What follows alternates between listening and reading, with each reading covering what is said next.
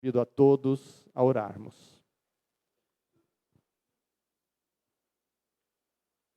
E aqui estamos, Senhor Jesus, mais uma vez, com muita alegria em nosso coração. A presença do irmão querido ao nosso coração nos faz rejubilarmos, entendendo que esta noite será muito proveitosa. Que possamos também, Senhor, contribuir, dando algo do nosso coração, através da prece, da vibração amiga, do sentimento de ajuda aos mais necessitados. Agora há pouco, oramos em benefício ao nosso planeta, numa vibração especial. E nesse instante, Senhor Jesus, aqui estamos também para nos apropriarmos melhor da doutrina espírita, para compreendermos melhor as leis que nos regem. Muito obrigado, Senhor Jesus. Somos privilegiados por aqui estarmos recebendo tanta bênção. Assim, Senhor, em teu nome, iniciamos a reunião desta noite.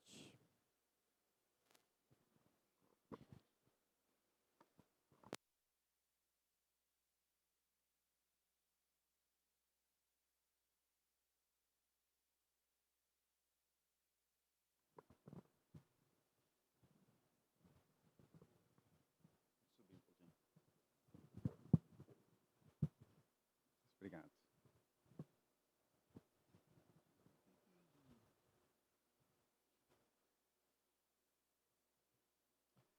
Boa noite aos amigos, aos irmãos. Nos permita, Jesus, hoje experimentar de sua paz, enquanto estamos à busca de adquirir a nossa.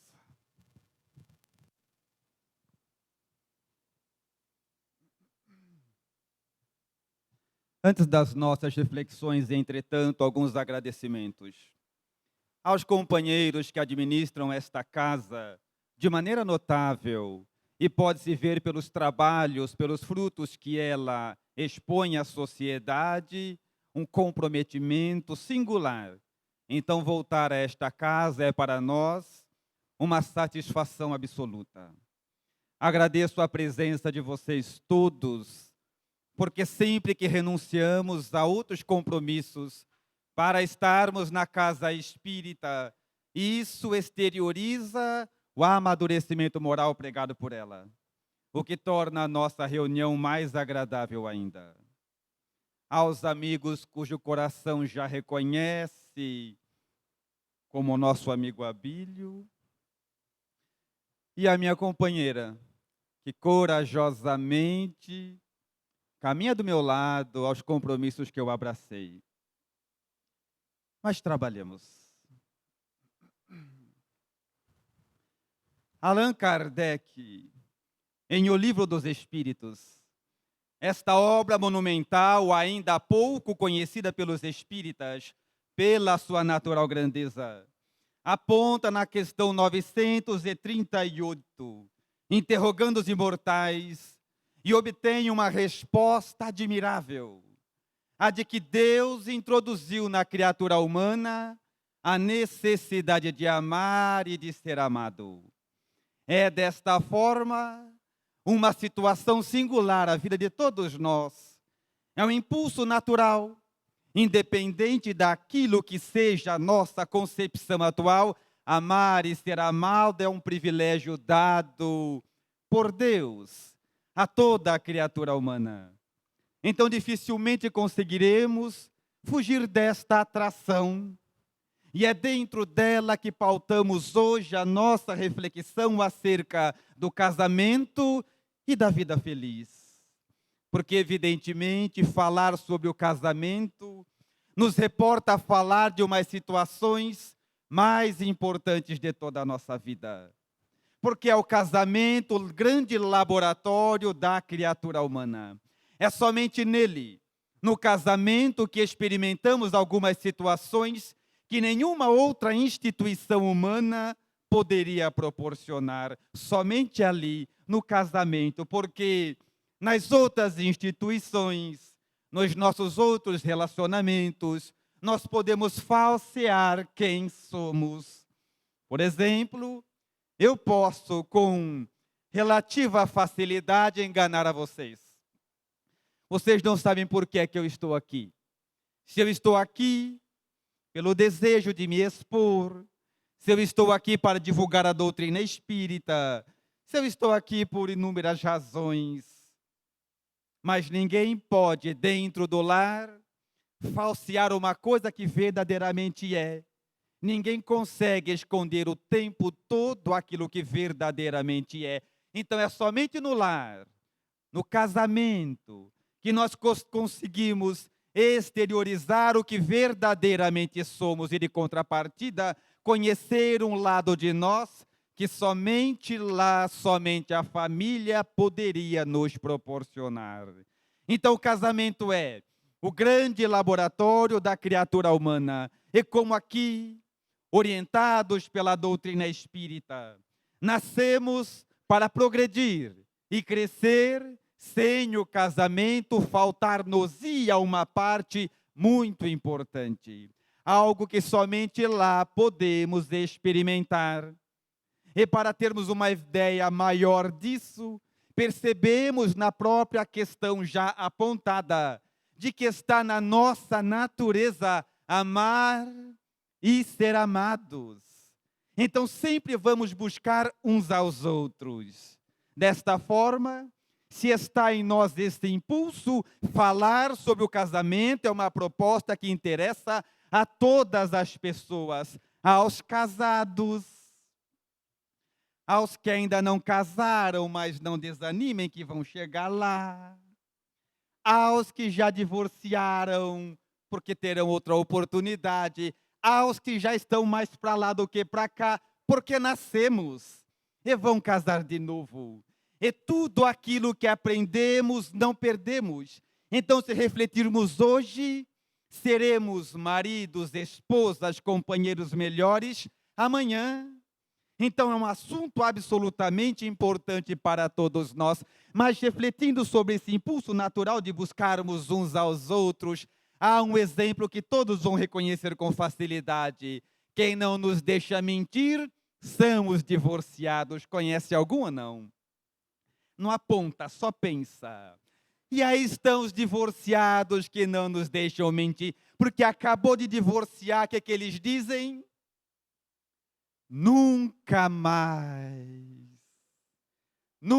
mais ninguém me pega, nunca mais eu entro nessa. E a gente respeita, porque a criatura tem o livre-arbítrio. Aí passam-se alguns meses, 2, 3, 6 meses, ele vem no centro numa tarde agradável, início de noite, e vem no centro de mãozinha dada com alguém. Você que é espírita, mas não é flor que se cheira e percebe logo. Quando vê ele chegando de mãozinha dada, não resiste. Vai ver um livro, toma uma água, a gente já sabe que você quer chegar nele. Ele já sabe que você quer chegar nele. Mas a gente faz o social. A gente vai disfarçando, chega perto e pergunta assim: quente, não? Será que chove? Ele já sabe o que você quer perguntar e você já sabe que ele sabe o que você quer perguntar. Mas depois do social a gente cria coragem e diz assim: ué, não falou que nunca mais? Aí ele olha para você com aquela cara de quem tem a coragem de um pássaro diante de um gato e diz assim: é que essa é diferente. Então o casamento é o laboratório divino. É somente lá que experimentamos situações que nenhuma outra instituição ousaria em nos dar. É somente ali. Então, quando eu vejo as pessoas falando mal do casamento, isso me dá uma contrariedade particular, porque não é postura de espírita. Se ali é o grande laboratório da criatura humana, não podemos falar mal do casamento do marido, da esposa, para aqueles que vão casar-se. Porque os casados novos, quando anunciam que vão casar, sempre alguém tem uma piada para contar, percebeu já ou não? E quando os recém-casados têm problema e vão conversar com os mais experientes, procurando ajuda, ânimo, conforto, o mais experiente fala assim para o recém-casado: acostuma. Que a tendência é piorar, você não viu nada. Isso não é postura de espírita. O casamento tem uma uniformidade divina e deve receber o nosso apoio. Estimularmos os nossos filhos, é só lá que vão adquirir algumas propriedades que nenhuma outra instituição seria capaz de nos fornecer. Então é esse grande laboratório, sem contar que o casamento, assim como a família, é a célula máter da humanidade. Perceberam quando olhamos os problemas da humanidade, nos referimos a eles como se não fossem nossos, já viu isso ou não? A gente diz, olha como a humanidade está, como se nós não fôssemos a humanidade. Olha como a humanidade se comporta, olha como a humanidade, somos nós. Porque se o casamento, a família é a célula máter da humanidade, os problemas que estão na humanidade estão na família. Em graus variados, é verdade. Mas quando olhamos que a humanidade, a sociedade está violenta, olhemos para a família, que também está violenta. Nem sempre a violência física, mas a verbal, a comportamental, ou nas muitas outras faces em que ela se apresenta. Quando olhamos os problemas da humanidade e da sociedade, vamos encontrá-los todos na família. É desta forma, se equacionarmos os problemas da família, equacionaremos da mesma forma os problemas da humanidade toda. Então, refletir sobre ela, sobre o casamento, sobre a família, é de importância sine qua non para nós que desejamos um mundo melhor. Ou edificamos a família, ou nunca teremos uma humanidade reformada, porque ela é o conjunto das famílias. E por isso os problemas de um estão na outra. Tanto é que Jesus, o divino mestre, o divino amigo, escolheu para iniciar o seu messianato de amor, uma festa de casamento, as bodas de Caná. E se Jesus escolheu para iniciar o seu mistério, uma festa de casamento, é porque já aí queria nos dizer que no casamento inicia-se a família, e que a família é a célula de todas as transformações que desejamos. Ou refletimos na família, no casamento, na vida a dois, ou podemos esquecer de uma humanidade vivida em paz. Porque se não conseguimos viver em paz com 3, 4, 5 dentro de casa, creiam, a humanidade toda nos exigiria mais trabalho. Mas existe uma situação interessante. Nós ainda, como espírita ainda, estuda menos que o mínimo necessário. Ainda cremos que quando estamos sofrendo, estamos pagando. Já viu isso ou não? Espírita acha que quando sofre está pagando, então gosta de sofrer. Mas não é assim que ocorre. E eu me recordo de uma situação vivida na Associação Cultural Espírita Allan Kardec, mantida pela nossa editora, de que terminávamos um estudo sobre a imortalidade da alma, e pela primeira vez estava ingresso nele uma senhora. Uma senhora que cintilava em torno dos 70 anos de idade. Ela ouviu nossa explanação. E no final apresentamos a possibilidade de fazerem perguntas.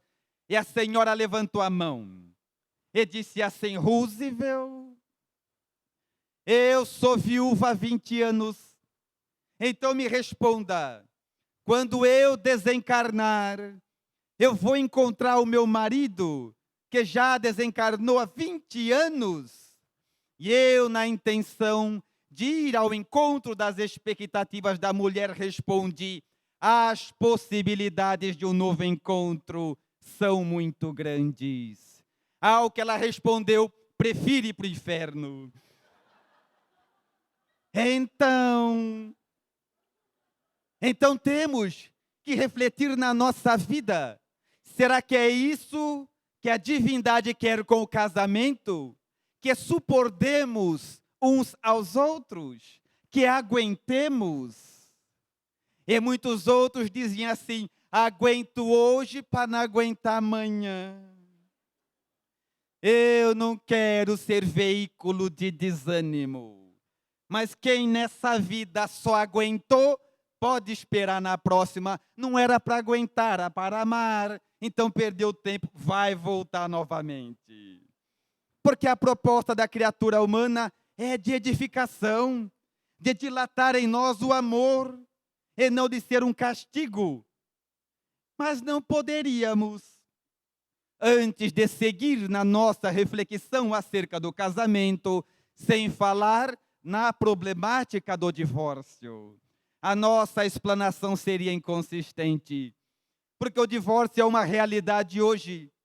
Eu não sei a cidade de vocês, mas na minha cidade, ao ano passado, o número de divórcios foi maior em 5 casos do que o número de casamentos.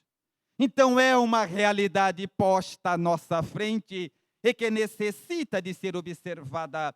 Mas encontramos em o Evangelho segundo o Espiritismo, ao capítulo 22, item 5, uma contribuição de Allan Kardec que elucida as reflexões que fazemos agora. Ele diz de que o divórcio é uma lei humana que vem a legalizar o que já estava separado. Quando alguém pensa em divorciar-se, já está separado. Conforme diz o Evangelho, o divórcio é uma lei humana, porque o casamento também é. Tanto é que em alguns países o que vale é o religioso, outros é o civil, outros os dois, em outros com várias mulheres, em outros uma só. É humano. O amor é divino. A ligação que está por trás dele é superior. Mas os problemas que temos hoje é porque ele é uma instituição humana e que acompanha o desenvolvimento da nossa sociedade, o nosso desenvolvimento. Daí os problemas todos.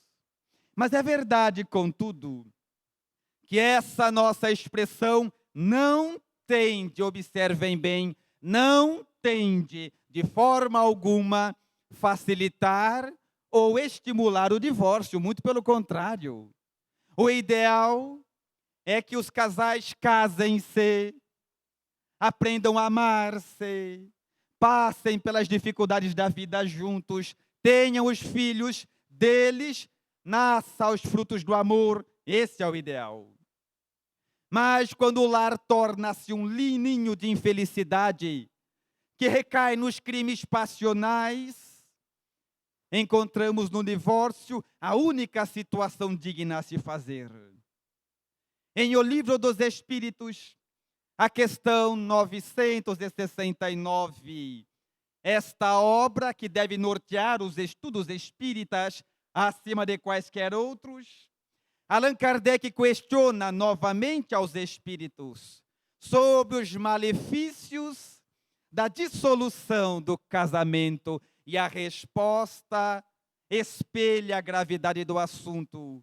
Eles respondem que se o casamento tivesse os seus laços abrandados, Isso seria para a sociedade o retorno à vida animal. Porque os espíritos reconhecem que somente o lar, o casamento, a família podem fornecer ao espírito que caminha à busca de si mesmo situações imprescindíveis a serem vividas. Então, o divórcio nunca deve ser facilitado ou estimulado, porque estamos uns na vida dos outros e não é por acaso. Apenas falamos dele para a preservação da vida, da paz, para que o espírito não comprometa-se ainda mais do que quando veio. E encontramos uma contribuição de Emmanuel na obra Sexo e Destino, aonde Emmanuel é um espírito de envergadura moral única. Ele diz de que o espírito dispõe da faculdade de adiar, modificar, transformar transitoriamente os compromissos que abraça, se sentir-se sem forças para executá-lo. Quando o lar torna-se um ninho de atrocidades, perversidade, tristeza e dor, o espírito dispõe de transitoriamente modificar os compromissos que abraçou, está na obra. Indo ao encontro da questão 940 da mesma obra já citada reiteradas vezes, onde quando Allan Kardec questiona aos espíritos sobre as nossas dificuldades de relacionamentos, eles redarguem ao codificador dizendo: vossas leis estão erradas. Acreditam vós que Deus vos constrange a viver com aqueles que vos desagradam? Quando isso acontece, suportai as consequências dos vossos próprios preconceitos. Deus não quer que ninguém seja o castigo de outro. Estamos juntos para aprender a nos amar, a vencer as dificuldades, a conquistar o espírito que está a nosso lado. É esta a finalidade, é nesta direção que deve estar o nosso empenho. Então devemos abandonar as falsas colocações contra o casamento, contra a união, as piadas. Eu vejo o marido falar mal da mulher numa reunião e todos riem. A mulher rebaixar o marido em público, para quê? Estamos juntos por uma concepção divina. Olhemos então para esta instituição com respeito, com a seriedade que ela pede. Mas como nossa finalidade hoje é buscar solução, eu gostaria de estabelecer uma reflexão com os amigos, mostrando que o problema do casamento não é, ou não são, as provas, as expiações, mas sim uma traição. Nós traímos a nós próprios, traímos as nossas intenções de amar e de sermos fiéis à nossa proposta. O que termina em nós é a educação. O nosso problema não é nem a prova, nem a expiação. E para chegarmos nesta conclusão, eu convido os amigos a refletir no início do casamento aos que já estão casados, a pensar aos que estão noivando e aos que pretendem se casar, uma reflexão de nós próprios antes e depois do casamento, que saberemos perfeitamente o que fazer, porque o que ocorre conosco é que no início do namoro ou do noivado, cada um dos pretendentes pretende mostrar ao companheiro que ele está fazendo um bom negócio. Aí evitamos falar em problemas desagradáveis. E quando um companheiro percebe no outro comprometimentos morais, finge não ver ou crê equivocadamente que o casamento os eliminará. Então ela, a namorada, olha para o namorado ou para o noivo e percebe que ele ele não é muito chegado no trabalho. Mas ela diz a própria consciência, quando casar eu dou jeito nele. E ele, da mesma forma, observa a companheira e vê que ela não é muito limpinha. Mas diz a si mesmo, deixa para mim que ela muda. Casam-se e mudam. Nem sempre para o lado que o outro desejava, mas muda. Aí começamos uma situação interessante. No namoro, no noivado, o teu namorado, hoje teu marido chegava na tua casa, teu pai detestava, ele chegava na tua casa do trabalho, esparramava no sofá, até babava. Quando teu pai vinha bravo, você entrava na frente e falava, não pai, ele está cansado. Os anos se passaram, se casou, fazem 15 anos. Hoje ele está na casa dele, no sofá dele que ele pagou. Chega, esparrama. Senhora chega. Dá uma analisada na situação e diz onde é que eu estava com a cabeça. O que mudou? Prova? Expiação? Não. É o mesmo marido, só não é o mesmo sofá, é melhor. É o mesmo marido, é tudo igual. O que mudou? Prova? Expiação? Não. Opção comportamental. Renunciamos à nossa proposta de amar. Aí no namoro, no noivado, ou recém-casados, ele trabalha lá na empresa, e a empresa dá um uniforme, aquele uniforme padrão, tá sabendo ou não?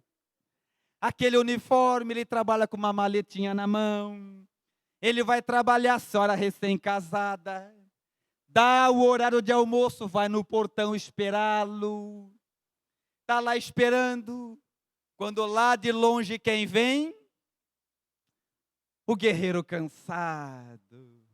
A senhora vê ele com aquela malinha na mão, aquele uniforme da empresa, suspira fundo e diz, não parece um empresário. Aí os anos se passam.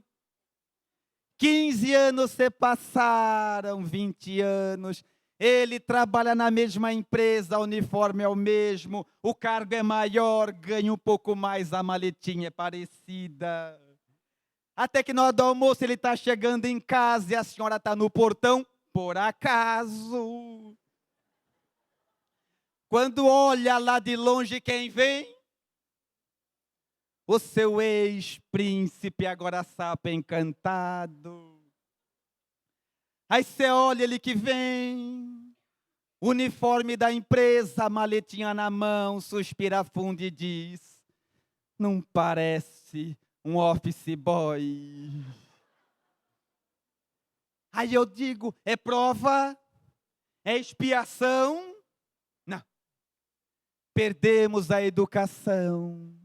Renunciamos à nossa proposta de amar. Porque quando quer saber o que você tem que fazer hoje, lembra quando namorava, é a mesma coisa, não mudou nada. No namoro, no noivado, é para fazer aquilo. Se não sabe o que fazer hoje, é só lembrar. Porque um dia souberam. Está lembrado ou não? Aos que não, eu ajudo. Lembra quando você estava apaixonado? Lembra ou não? Porque apaixonado é um período mágico, ou não é? Se lembrar o que você fazia naquela época, fizer tudo igual, seu casamento vai ser uma loucura. Porque apaixonado é o negócio seguinte, você pegava sua namorada e os dois saíam pela cidade sem assunto nenhum, porque jovem estuda pouco, não tem assunto. Então saía andar com a namorada e conversava horas sem assunto algum, tá lembrado ou não? Hoje a gente conversa com monossílabos. Tá. Né? E apaixonado conversa vários dias sem parar, sem assunto nenhum. Fala, chove. Acho que sim. Bom, bem. E a conversa flui. Até que uma hora, de tanto não falar nada, o casal está lá na praça. De repente, geralmente as mulheres são mais sensíveis. De repente, pela escassez de assunto, ela olha para o alto e diz assim: amor, amor, que é aquilo? Ele olha para o alto e dá praticamente uma aula de astrologia e diz: meu amor, é a lua, veio lhe ver. Ela, aquele suspiro, uma coisa mágica. Andam mais um pouco, tropeça num tijolo. Vocês já tropeçaram no tijolo apaixonado, sim ou não? Não? Tropeçaram assim, é que nem vê. Tropeça no tijolo, daquele impulso, olha para o tijolo e fala: um tijolo. Apaixonado, é um período mágico. Aí o tempo passa. O tempo passa. Casam-se. 20 anos se passaram. Aí você está andando na rua com a sua esposa, agora é esposa. Não de mãozinha dadas, agora já anda em fila indiana, um na frente, o outro atrás. De repente passam pela praça e ela tem aquele impulso da recordação e diz: amor, amor, um pouco mais alto que ele está na frente, amor, e ele para. Ela olha para o alto e diz: amor, que é aquilo? E ele, sem pensar, é a lua, não está vendo? Aí eu pergunto: prova? Expiação? Não, não. Para as provas e expiações viemos prontos. Está no Evangelho. Ninguém tem uma cruz mais pesada, cujos ombros não tenham força para suportar. Para as provas e expiações viemos pronto. O que não viemos prontos é para a insensatez, para a falta de educação, não estava no planejamento, por isso não aguentamos. Então temos que observar aos companheiros ao nosso lado. E se Jesus recomenda amarmos até mesmo aos inimigos, imaginemos com que especial atenção ele não recomendaria em amarmos aos que dividem ao nosso lado a lida da vida, aos que nos oferecem o coração. Então temos que, evidentemente, depositar uma maior atenção nas nossas ações. Elas são determinantes. Como fazemos? O nosso maior problema é falta de educação. Eu tenho um exemplo pessoal que ilustra bem isso. Eu faço palestra há muitos anos, e desde muito jovens. Eu tinha um conjunto de amigos, alguns amigos, que quando eu ia fazer palestra, viajavam comigo. Eu fazia palestra, e depois da palestra, em cidades diferentes, a gente passeava pela cidade, então íamos juntos. E por várias vezes fizemos isso. E por várias oportunidades, no final dos passeios, ficávamos nós, nos quartos dos hotéis, até o avançar das horas conversando.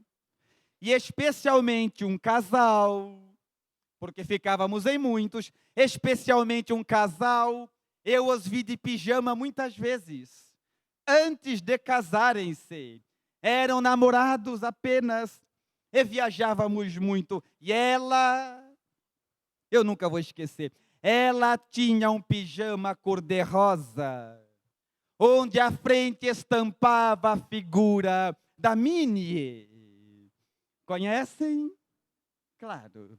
E ele, por sua vez, tinha um pijama azul de bolinhas brancas fashion, que eu também nunca vou esquecer. O meu eu não lembro como é que era. Mas o fato é que os anos se passaram, casaram-se, os anos correram, e aproximadamente 12 anos depois, eu fui fazer palestra. E me lembrei, era uma cidade turística, já não os via há muito tempo. e quis ligar para eles. Eu liguei e disse: fulano, vou lhe fazer uma proposta. Tenho palestra na cidade X, vocês não querem ir comigo? Assim nós fazemos a palestra, depois disso a gente passeia pela cidade, no dia seguinte também. Aí voltamos e eles aceitaram na hora, para e pelos velhos tempos. E assim fizemos. E eu e eles viajamos aproximadamente 5, 6 horas. Chegamos na cidade, fomos para os hotéis, cada um para o seu quarto. E depois fomos para a casa espírita, eu fiz a palestra. E no final, voltamos para os hotéis. Mas ao voltar para os hotéis, eu disse: queridos, vocês não vão achar ruim? Eu viajei, fiz a palestra, eu estou cansado. Podemos viajar só, passear amanhã? E eles concordaram sem questionar. Cada um foi para o seu quarto, mas quando entrei no meu, senti remorso. Falei: mas Roosevelt, eles vieram só para passear, não é justo. O problema e o trabalho é teu. Senti remorso. Coloquei a roupa de novo, fui bater no quarto deles para chamá-los. Quando eu bati, já estavam de pijama para dormir. Bati na porta, ela atendeu. Quando eu a vi, espírita estuda perispírito e aprende que perispírito é elástico. Mas não entende que pijama também é, mas acaba. Ela estava com o mesmo pijama cor-de-rosa. E a mini de antes estava parecendo o Dragão Zord, já viram ou não? O elástico da calça tinha acabado. Aí, vocês vão me entender que eu sei que vocês fazem isso também. Começa a dobrar, virar a ponta da calça, até ajustar no corpo, viu isso ou não? Você vai virando, a calça vai apertando, ajustou, você dá um nó, fica uma flor do lado. E a calça meio na diagonal. Para olhar a pessoa de frente, você tem que inclinar. Para compensar. Eu olhei ela ali e não perdi palavra. E para palestrante espírita perder o que falar, precisa muito. Ela olhou do lado e disse: amor, vem ver quem está aqui, que surpresa. E ele veio. Era o pijama azul. E é um fenômeno estranho que muita gente chama de moda. A calça cai, a cueca desce, fica uma faixa superior. Eu olhei aquele casal abraçado, não sabia o que falar. Aí fiz uma brincadeira, falei: vão no baile? E eles responderam assim: não, Roosevelt, é que a gente está com a roupa de ficar em casa. Aí está o problema. Nós guardamos para ficar em casa tudo aquilo que não deu tempo de ir para o bazar da pichincha. É calça sem elástico, camisa furada. Guarda as coisas boas é para quem é de fora. Aí a gente admira quem? Quem está do lado ou quem está lá fora? Então nós guardamos tudo que é ruim e quando chega a visita em casa a gente corre para se trocar. Já viu isso ou não? E quem está do nosso lado uma vida inteira que aguente. Prova. Expiação.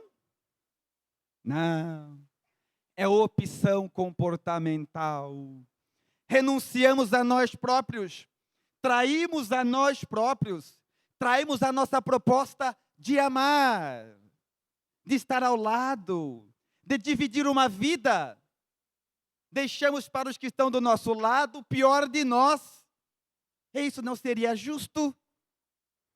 Aí, toda esta situação sofre uma complicação maior.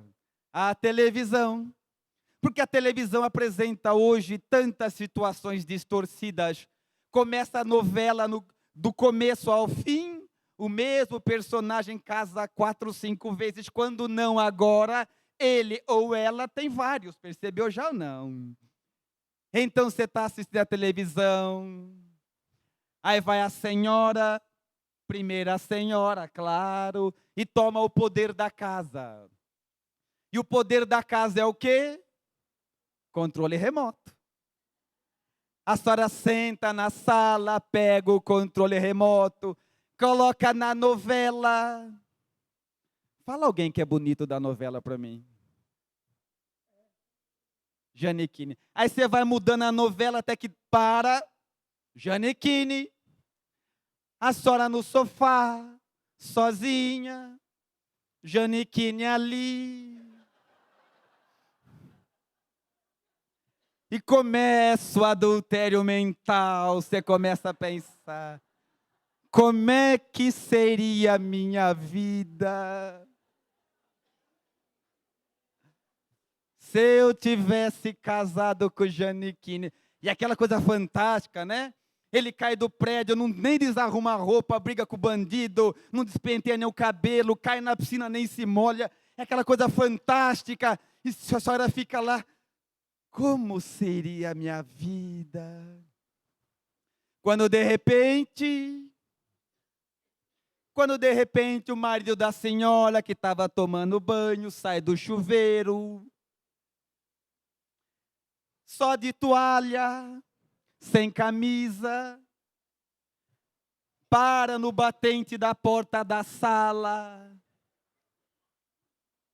De repente a senhora olha para o seu marido, olha para o Janequine, olha para o seu marido, olha para aquilo e pensa: onde é que eu amarrei meu bote? Você está rindo? Calma que tem troco. Aí a senhora vai tomar banho, seu marido pega o poder, controle remoto. A senhora vai tomar banho, ele tá lá, senta no sofá. Começa lá a ver o que vai passar na televisão, acabou a novela, o que vai passar agora? Tela quente. A senhora tomando banho. Aí anuncia o filme. Monstro da Lagoa. Aí seu marido está lá, não sabe se assiste ou não. A senhora tomando banho. Vai começar o filme. Aí a senhora sai. Sai do banho.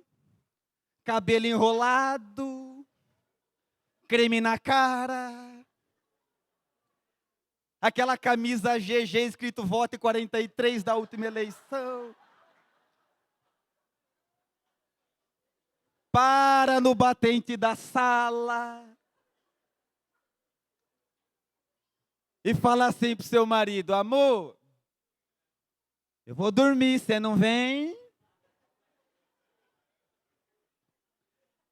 Ele olha pro monstro da lagoa, olha para a senhora, olha pro monstro da lagoa, dá uma pensada, olha para a senhora e diz assim: amorzinho, vai no que eu já vou.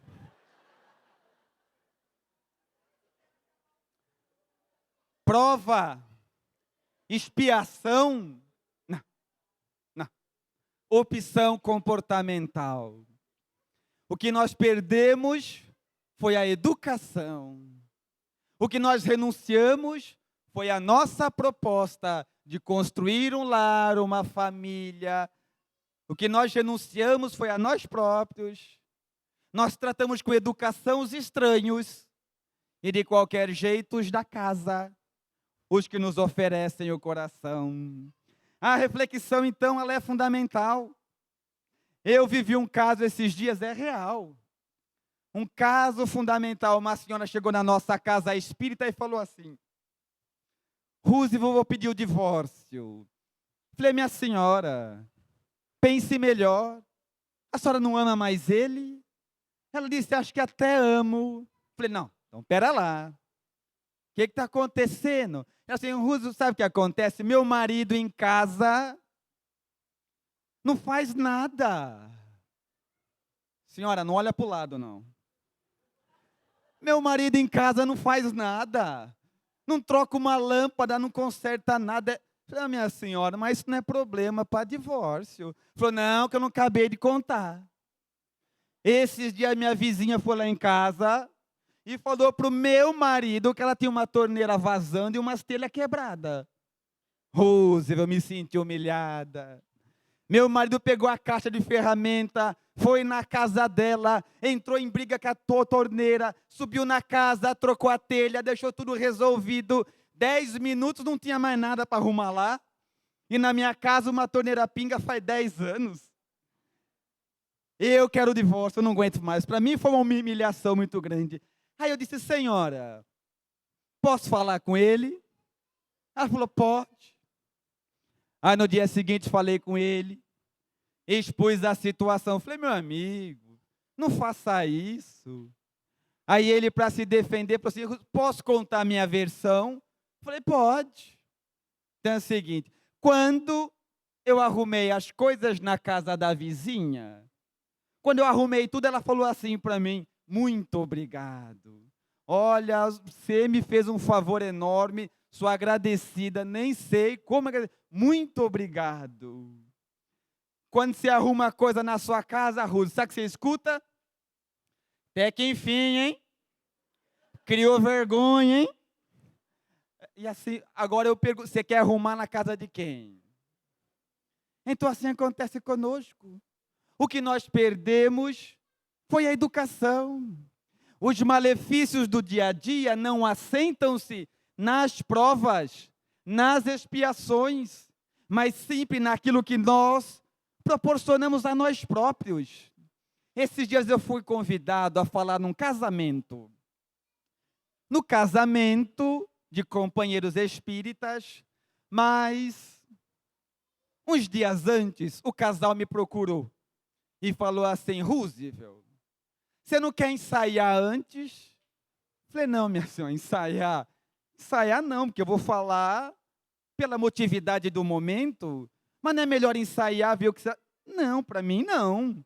Eu não entendi o problema. Até que uma hora o marido, o noivo até então, abriu e falou, sabe o que é? Eu vou falar a verdade. Os nossos parentes são evangélicos, são católicos, então a gente não queria assustar muito eles. A gente é espírita, mas dá para você fazer uma fala leve. Aí eu entendi o recado. Falei, deixa comigo. Aí é fácil. Mas confesso que não gostei. Porque minha vida é dedicada à doutrina dos imortais. Mas tudo bem. Aí no dia do casamento começou a festança, os parentes lá me chamaram para falar. Aí eu falei, eu não vou falar muito fundo, pelo menos um susto eu vou dar. Comecei assim, quer ser feliz? Não case. Eu percebi que sobrou até ar, ninguém mais respirou. Aí eu continuei. Quer fazer o outro feliz? Então case. Porque essa é a proposta do casamento. Quando nos casamos com alguém esperando que ele nos faça feliz, vai dar errado. Mas quando casamos na intenção de proporcionar felicidade, vai dar certo. Segundo Jesus, que diz, temos aquilo que damos. Quando então temos a ideia de fazer com que o outro seja feliz, aí está a nossa felicidade. Alguém poderia contestar, dizer, mas o que eu faço agora? Faça como antes. Faça como namorados, apaixonados, como no início da vida. No começo, o companheiro e a companheira vão assustar, mas insiste que é este o caminho, porque nós nos casamos com aqueles. E daí o problema. E por fim, último caso, para não avançar a hora, porque acreditem, eu sei muitos.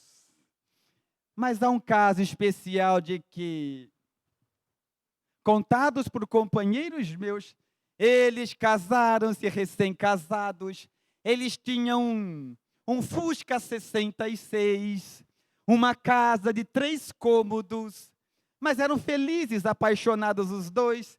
Mas houve um dia que eles saíram para dar uma volta no Fusquinha 66. O casal tinha acabado de casar. E deu uma chuva. Mas aquela chuva temporal, quase o Sandy dos Estados Unidos, está lembrado ou não? E eles lá de Fusquinha, o para-brisa não dava conta, embaçava tudo, mas ele, com a princesa do lado, não poderia demonstrar fraqueza. Ela dizia, mas meu amor, é a chuva. E ele respondia, para mim não tem problema. Aí andava mais devagar para mostrar que ele era macho. Aí você deu uma voltinha na praça devagar. Aí tinha que voltar para casa. Voltou para casa, parou o carro na garagem e ela diz, mas amor, você vai sair com essa chuva? Você olhou aí para você, mas você não me conhece. Abriu a porta do Fusca, foi bem devagarzinho naquele temporal, não pode correr que demonstra fraqueza. Bem devagarzinho, e ela dentro do Fusca dizia assim, é meu. Ele abre um lado do portão bem devagar. O senhor abriu o outro lado. Quando abriu o outro lado, o primeiro fechou, teve que voltar a abrir de novo, encostar um tijolo para parar. E ela olhando, assistindo aquilo encantada. Aí o senhor veio, entrou no carro de novo e entrou na garagem que mal cabia ao Fusca. Ela disse, mas meu amor, e fechar? Deixa para mim. Mas está chovendo muito. Aí você respondeu, nem senti. Desce do Fusca, vai lá, e vagarosamente, heroicamente, fecha o portão, e os anos passam. Os anos passam. 10 anos depois, a casa é maior, o carro é melhor, tudo melhorou, e vocês vão dar uma volta para a cidade. O carro já tem desembaçador, já é tudo mais prático. Aí está vocês dois e começa a chuva. A mesma chuva, um temporal. E resolvem voltar para casa. Aí vocês dão a volta, para em frente à garagem, para em frente àquele temporal. E o senhor faz assim.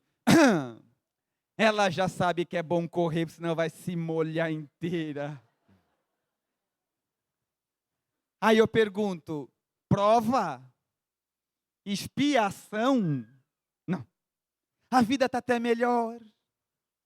É opção comportamental. O que nós perdemos foi a educação. Em olhar para quem está do nosso lado, com respeito, com dignidade, percebendo que ali existe um plano divino de edificação das nossas almas. É fundamental que entendamos isso, ou nunca chegaremos a entender o valor da família e de que longe está de ser uma instituição para que um suporte ou aguente o outro. Não, é para exercitarmos o amor, a paciência, a resignação. Somente lá, no grande laboratório da criatura humana, é que teremos a posse de nós próprios. Mas eu encontrei uma expressão, não espírita, mas que ilustra perfeitamente o que ocorre conosco. Ela é de Carlos Drummond de Andrade, e ele asseverou assim: amar é privilégio dos maduros. Entendeu porque que é difícil? Amar é privilégio dos maduros, é só dos que cresceram, é só para os que amadureceram. Amar é só para aqueles que já cresceram em moral, em espírito. Daí a nossa dificuldade de amar. É privilégio dos maduros, dos que se adiantaram. E quanto mais crescemos em espírito e moral, mais amamos aos que estão ao nosso lado. Mas somos espíritas, e a mensagem dos imortais permeia em nós. E assim, refletindo nisso, amaremos mais e melhor nessa vida ou em outra, pouco importa, porque o importante é saber que o que aprendemos aqui permanece conosco. Reflitamos então, em agradecimento, oramos dizendo: Senhor, imundas-me no esplendor da sua luz, e contudo cego não te vejo. Falas-me na eloquência do teu verbo, e no entanto surdo não te ouço. Abrasas-me na ardência do teu amor, e no entanto insensível não te sinto. Ó estranha contradição, tu tão perto de mim, e eu tão distante de vós. Desvela-me, Senhor, os olhos cegos do orgulho, abre-me os ouvidos surdos da vaidade, sensibiliza meu coração duro de maldade, para que eu possa encontrar a tua divina grandeza na intimidade do meu ser. Pela atenção com que me ouviram, muito obrigado, senhores.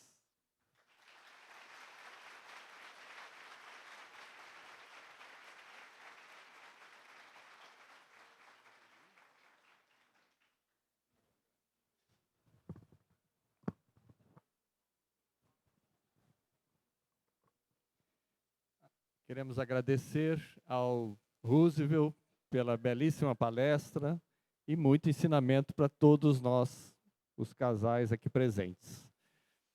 Gostaria de dizer que o Roosevelt ficará aqui na saída, na recepção. Ele é autor do livro, de 2 livros, Se Não Houver Vento, Reme, e Terapia Anti-Queixa, não é? Que já fez palestras com esses temas aqui recentemente, mas trouxe outros livros também. E ele vai estar ali na frente, quem quiser conhecê-lo melhor, bater um papo, ele está ali com a Jo, a sua esposa, nessa atual encarnação. Né? Ok. Passemos agora à parte seguinte da reunião, os passes, as nossas preces, as nossas vibrações. Convido a todos à oração. Agora é a nossa tarefa, o objetivo é estarmos em sintonia com a equipe espiritual da nossa casa. Que Jesus nos envolva e nos ampare sempre.